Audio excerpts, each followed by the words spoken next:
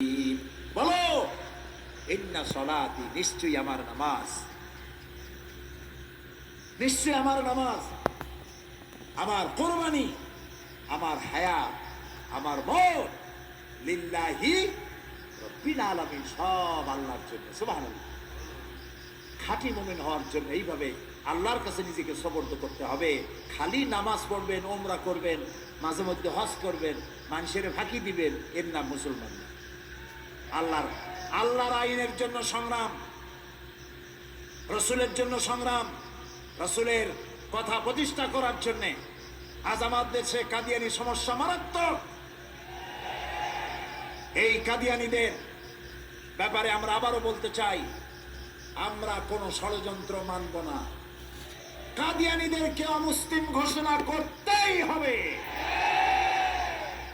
তারা কাদিয়ানিরা আমাদের দেশে চাকরি করুক, ব্যবসা করুক, বিয়ে শাদী করুক, বাড়ি ঘর করুক, সব আমরা রাজি থাকবো, কিন্তু পরিচয় দিতে হবে তোমরা নন মুসলিম মাইনরিটি, তোমরা আমাদের মুসলমান নও। কাদিয়ানিদের কোন একটি মসজিদকে আমরা মসজিদ বলে স্বীকৃতি দেব না, এটা উপাসনালয়। হিন্দুদের যেমন উপাসনালয় হয়, কাদিয়ানিদের মসজিদ মসজিদ নয়, উপাসনালয়। সুতরাং তাদের বইপত্র নিষিদ্ধ ঘোষণা করা হয়েছিল, সেই নিষিদ্ধই থাকা উচিত ছিল। মুসলমান যারা দেশের মুসলমান, তাদেরকে বলতে চাই, দরদ আপনি করবেন, আমাদেরও দরদ শূন্য বুক নয়, আমাদেরও মহব্বত আছে। তারা আমাদের দেশে হিন্দুরা আছে না, আছে না, পূজা করে না, তারা পাঠা বলি দেয় না। তো কাদিয়ানিরা গোলাম মোহাম্মদের নামে পূজা দিই, ওর মূর্তি বানায় খাড়া করে রাখুক।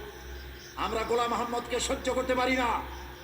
গোলাম মোহাম্মদ কাদিয়ানি পৃথিবীর নিকৃষ্ট কাফের, ওর কবরে জাহান্নামের আগুন জ্বলুক কিয়ামত পর্যন্ত। জোরে বলেন আমিন। সমস্ত কাদিয়ানিরা কাফের। মুসলমানদের সাথে তাদের কোনো সম্পর্ক নাই। মানুষের একটা রুচিও থাকা উচিত, রুচি থাকা উচিত না? রাজভোগ রসগোল্লা খাওয়ার পরে কেউ পান্তা ভাত খায়? বলেন, কোথায় আল্লাহ রসুল শেষ নবী, আর কোথায় একটা শয়তান, কাফের, বদমাশ, মিথ্যেবাদী, তারে নবী মানে? এগুলো মানুষ। এই জন্য তাদেরকে আলাদা করতে হবে, সরকারের দায়িত্ব। আমরা ফাঁসির রশিকে জুতার ফিতা মনে করি, কারণ আল্লাহ রাস্তায় কাদিয়ানিদেরকে অমুসলিম ঘোষণা করার জন্য যদি শহীদ হতে হয়, তাহলে সে শহীদ হবে, শাহাদাত হবে আমার জান্নাতে যাওয়ার সেতু বন্ধন। আমরা শান্তিপূর্ণভাবে এই আন্দোলন করছি, করতে থাকব। মনে রাখবেন, আইন কখনো হাতে তুলে নেবেন না। ইসলাম তা আদৌ বরদাস্ত করে না। সরকারের আইন মানতে হবে। আমরা নিয়ম মাফিক গণতান্ত্রিক পদ্ধতিতে আমরা আমাদের দাবি দেওয়া আদায় করার জন্য চেষ্টা করতেই থাকবো ইনশাআল্লাহ। জ্বালাও পোড়াও, ভাঙচুর, গোপন সন্ত্রাস আমরা বিশ্বাস করি না। বাংলাদেশে বিভিন্ন জায়গায় শোনা যায়, পত্র পত্রিকায়, ওই জায়গায় বোমা ফুটছে, অমুক জায়গায় ফুটছে, এরকম হয় না? এই তো সেদিন 21শে কি মাস, অগস্ট, গ্রেনেড হামলা হলো। যারা এই গ্রেনেড হামলা করেছে, আমাদের দৃষ্টিতে এরা মানুষ নয়, এরা পশু জানোয়ার। এরা জাতির শত্রু, মুসলিম মিল্লাতের শত্রু, স্বাধীনতার শত্রু। এরা মানুষ নয়। এতগুলি মানুষের জীবন হরণ করলো, কে করেছে আমরা জানি না। তবে আমরা খুশি হতাম যদি যাদের উপরে এই হামলা হলো, তারা যদি সরকারকে তদন্তের কাজে সাহায্য করতেন, যদি গাড়িটা দিয়ে দিতেন, যদি ইন্টারপোলকে সাহায্য করতেন, যদি তদন্ত কমিটিকে সাহায্য করতেন, তাহলে আমরা খুশি হতাম। তারা গাড়িও দেবেন না, ইন্টারপোলও মানেন না, আন্তর্জাতিক বিচারও মানেন না, দেশের কি কমিশন, বিচার কমিশন, তাও মানেন না। তাদের একটা দাবি, ক্ষমতা ছেড়ে দাও।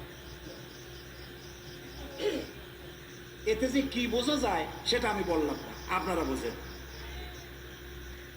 তবে আমি আজকে কোরআনের মাহফিল থেকে দোয়া করবো, আল্লাহ তাআলা, দোয়া না বদ দোয়া করবো, প্রথমে দোয়া করব 21শে আগস্ট যারা বোমা হামলা করলো, গ্রেনেড হামলা করলো, শাহজালাল রহমতুল্লাহ আলাইহির মাজারে যারা বোমা মারলো, বিভিন্ন জায়গায় যারা বোমা হামলা করেছে, গ্রেনেড হামলা করেছে, আল্লাহ তুমি এদের হেদায়েত করে দাও।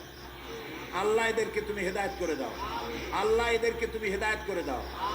আয় আল্লাহ, তোমার ইলমে যদি জানা থাকে এদের কপালে হেদায়েত নাই, তাহলে হামান, সাদ্দাত, ফেরাউনকে যেভাবে তুমি ধ্বংস করেছো, বাংলাদেশে যারা বোমা মারে আর গ্রেনেড হামলা করে এদেরকে কেউ না চিনুক, তুমি তো চেনো, এদেরকে গজব দিয়া, লানত দিয়া বাংলাদেশ থেকে চিরকালের জন্য